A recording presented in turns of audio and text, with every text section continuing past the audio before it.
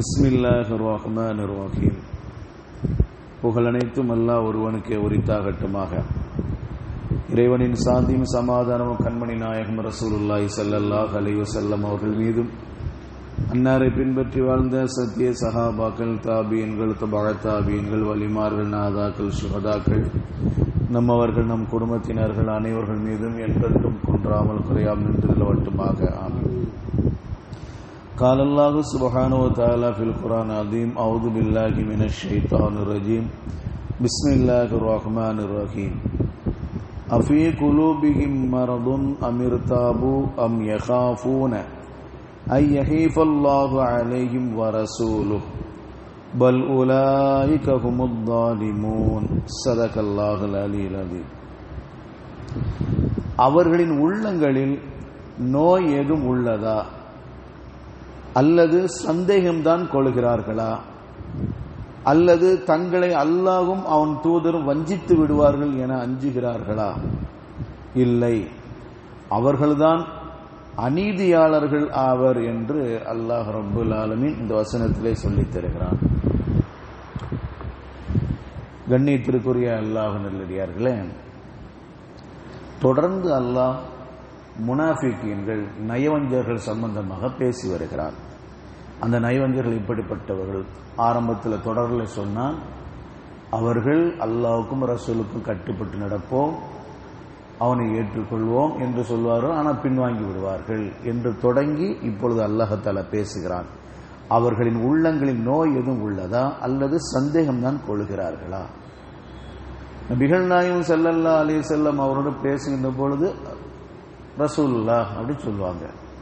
சஹாபாக்களோடு பேசுகிற பொழுது அல்லாஹ்வுடைய தோழர்கள், அல்லாஹ்வுடைய தூதரின் தோழர்கள் என்று சொல்வார்கள். ஆனால் கொஞ்சம் அங்க இறைமறுப்பாளர்கிட்ட போகும்போது, நாங்கள் அவர்களை பரிகாசம் செய்கின்றோம், எங்களை நீங்க நம்பிடாதீங்க, நாங்க உண்மையான முஸ்லிம்கள் என்று நீங்க என்னை நம்பிடாதீங்க, நாங்க உங்களோட தான் இருக்கிறோம், எங்களுடைய உள்ளத்துல இறைமறுப்பு தான் இருக்குது, அந்த சஹாபாக்களும் ரசூல் மேல எங்களுக்கு கோபம் இருக்குது என்று சொல்லி அவர்களுக்கு தகுந்த மாதிரி பேசுவார்கள். அதைத்தான் அல்லாஹ் தஆலா பேசுகிறான். அவர் உள்ளங்களில் நோய் எதுவும் உள்ளதா அல்லது சந்தேகம் தான் கொள்கிறார்களா அல்லது தங்களை அல்லாஹ்வும் அவன் தூதர் வஞ்சித்து விடுவார்கள் என அஞ்சுகிறார்களா? அல்லாஹ்வும் அவனுடைய தூதர் வஞ்சித்து விடுவார்கள் என அஞ்சுகிறார்களா? இந்த வசனம் இறக்குவதற்கு வரலாறு என்ன, வரலாற்று பின்னணி என்ன, அதை நாம பார்க்கணும். இந்த ஆயத்து மட்டும் இப்ப நம்ம தொடங்கிருக்குமா இல்லைங்களா? இந்த ஆயத்து மட்டும் இறங்கினதுக்கு வரலாறு. பொதுவாக முனாஃபிகீன்கள் அவருடைய உள்ளத்துல சந்தேகம் இருக்கத்தான் செய்ய, மாற்று கருத்து இல்லை. இந்த முனாஃபிகீன்கள் ஒரு கட்டத்தில் அவர்கள் நேர்மையாக இருக்கிறார்கள், அவர்கள் நேர்மையாக இருக்கின்ற விஷயத்தில் ஏதாவது பிரச்சனை வருது, ரெண்டு பேருக்கு மத்தியில் பிரச்சனை வருது. முனாஃபிகின் அவன் உண்மையாக தான் இருக்கிறான், முனாஃபிகின் அல்லாதவர்கள் அவர்கள் கொஞ்சம் தப்புல இருக்கிறாங்க, பாதகமா நடக்கிறாங்க. அப்போ யாராவது அவங்கள்ட்ட போய் சொன்ன, அந்த முனாஃபிகிட்ட போய் சொன்ன, போ ரசூலுல்லாஹ்ட்ட போ, ரசூலுல்லாஹ்ட்ட போனீங்கன்னா உனக்கு நியாயம் கிடைக்கும் அப்படின்னா உடனே எஞ்சி போயிடுவான். ஏன்னா அவன்கிட்ட உண்மை இருக்கு. அதே நேரத்தில் ஐயோ அநியாயம் பண்றான், யாரு? அந்த முனாஃபிகின் அநியாயம் பண்றான், கள்ள மூமின் அநியாயம் பண்றான், நல்ல மூமின் நியாயமா இருக்கிறான். இப்ப அந்த முனாஃபிகின்ட்ட யாராவது ஒரு ஆள் சொன்னாங்க, உங்க ரெண்டு பேருக்கு மத்தியில் பிரச்சனை இருக்கா இல்லையா, நீங்க நேர போ ரசூலுல்லாஹ்ட்ட போ, அவங்க நியாயமா நடந்துக்கிடுவாங்க அப்படின்னு சொன்னோன்னே, இல்ல இல்ல ரசூலுல்லாஹ் தவிர வேற யாராவது சொல்லு, நான் போறேன், ரசூலுல்லாஹ் தாண்டி வேற யாராவது காட்டு, நான் அவங்கள்ட்ட போறேன், உமர் ரலியல்லாஹு போகணுமா போறேன், அபூபக்கர் ரலியல்லாஹு போகணுமா போறேன், ஆனா ரசூலுல்லாஹ்ட்ட போக மாட்டேன். ஏன்? இவன்ட்ட என்ன இருக்குது? நியாயம் இல்லை. ஆனா ஒரு பக்கத்துல அவன்கிட்ட நியாயம் இருக்குமோ, அந்த ரசூலுல்லாஹ்ட்ட போறேன், அவன் நியாயம் செய்வாங்க, நியாயமா நடப்பாங்கன்னு சொல்லுவாங்க. ஆனா அவன்கிட்ட தவறு நடக்கும்போது அவன் என்ன சொல்லுவான்? ரசூலுல்லாஹ்ட்ட போன நியாயம் கிடைக்காது என்று சொல்லுவான். அதைத்தான் நீங்க அல்லாஹ் தஆலா ஆயத்தை இறக்கினான். அவருடைய உள்ளத்திலே சந்தேக நோய் எது இருக்கிறதா அல்ல சந்தேகம் கொள்கிறார்களா அல்ல அல்லாஹ் அவனுடைய தூதர் வஞ்சித்து விடுவார்கள் என அஞ்சுகிறார்களா என்று அல்லாஹ் தஆலா ஆயத்தை இறக்கி என்ன செய்யறான்? அவர்களை கண்டிக்கின்றான். இந்த உலகத்துல நீதத்தை போதிக்க வந்த யாருங்க? கண்மணி முத்து முகமது ஸல்லல்லாஹு அலைஹி வஸல்லம். அவர்களை விடவா மற்றவங்க நியாயம் நடக்க போறாங்க? லவ் அன்ன பின்த முகமதுல சரக்கத்துல கத்தழத்தி எதைகா என்று ரசூலுல்லாஹ் சொன்னாங்க. என் மகள் ஃபாத்திமா அவங்க திருடினாலும் சரி, ரெண்டு கைகளை நான் வெட்டுவேன். யார்கிட்ட நீங்க வந்து பேசிக்கிட்டு இருக்கிறீங்க? என் மகள் திருடினாலும், என் மகள் பாத்திமா திருடினாலும் அவருடைய 2 கைகளை நான் வெட்டுவேன் என்றார்கள் ஹஜ்ரத் முத்து முகமது ஸல்லல்லாஹு அலைஹி வஸல்லம் அவர்கள்.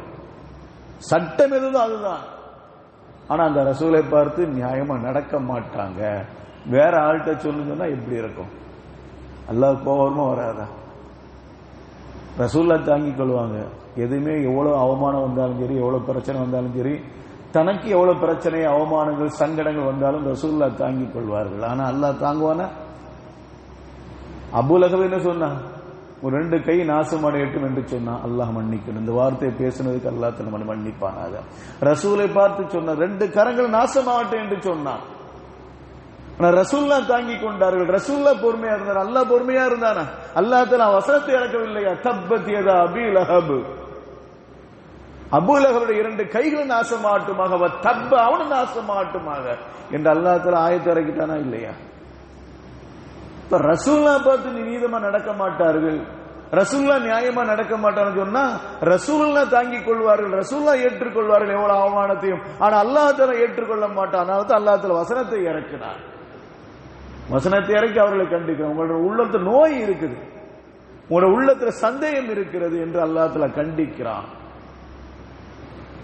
ஆனா இந்த உலகத்துல எல்லா விதத்திலையும் நியாயத்தை கொண்டு வந்தோர் ரசூலுல்லாஹி ஸல்லல்லாஹு அலைஹி வஸல்லம். அன்றைய காலகட்டத்தில் சராசரி ஒரு மனிதனும் அடிமையா இருக்கணுக்கு மத்தியில் நிறைய வித்தியாசம் உண்டு. அடிமையை எப்படி நடத்துவார்கள்?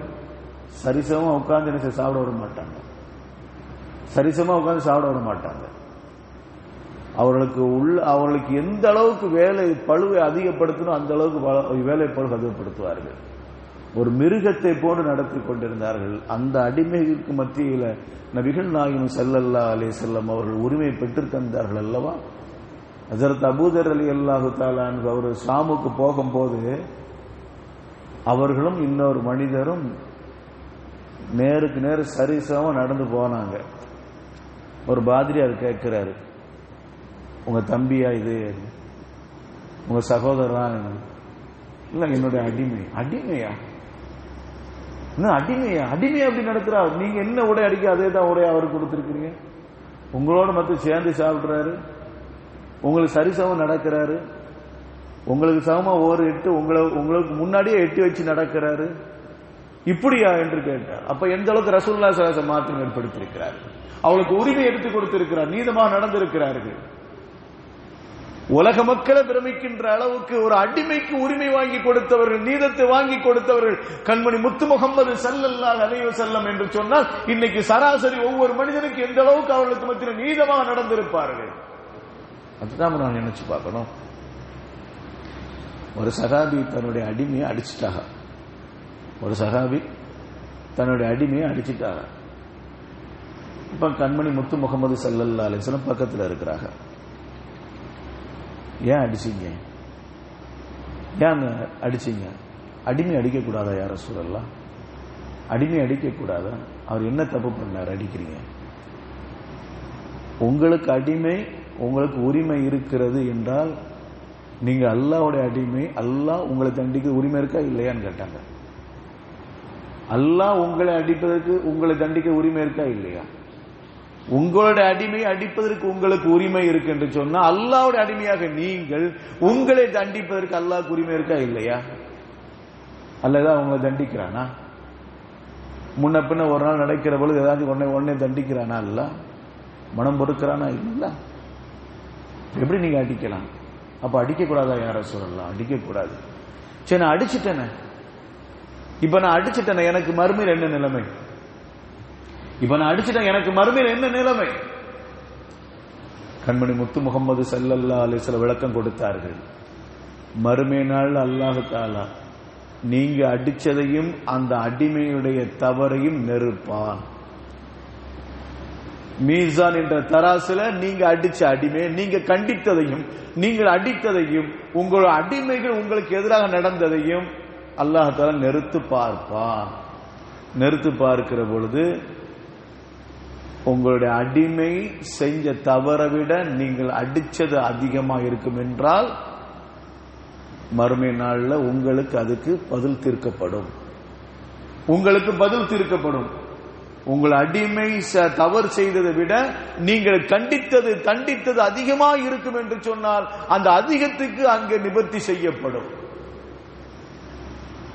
நீங்க அடிச்சது உங்களோட அடிமைகள் செய்த தவறுக்கும் நீங்க அடிச்சது கண்டிச்சது கம்மியா இருக்குன்னு சொன்னா அடிமைக்கு அங்க நிவர்த்தி செய்யப்படும்.